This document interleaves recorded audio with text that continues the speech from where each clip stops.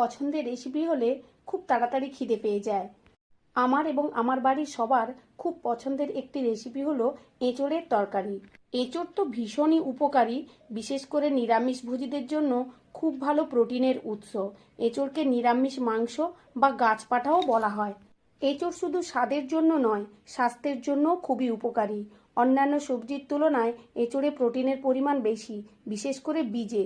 যখন বাজার থেকে এঁচোড় আনবেন তখন একটু বীজ থাকবে এরকম দেখে আনবেন, এতে উপকারিতা বেশি পাওয়া যায়। বাজারে এখন সবুজ এঁচোড়ে ভর্তি, কাটার ঝামেলা হয় বলে অনেকেই এড়িয়ে চলেন, কিন্তু বর্তমানে এই ঝামেলা নেই বললেই চলে, কারণ দোকানিরা এঁচোড় বেশ সুন্দর করে কেটে দেন। শুধু বাড়িতে আনো আর ধুয়ে রান্না করে নাও। আমার বাড়ির সবার খুব পছন্দের রেসিপি এঁচোড়, আর আমি যেভাবে রান্না করে দিই যে সবাই চেটে পুটে খেয়ে নেয়। অনেকে রান্না করেন হয় বেশি সেদ্ধ হয়ে গলে যায়, বা কারোর আবার সেদ্ধ হয় না, শক্ত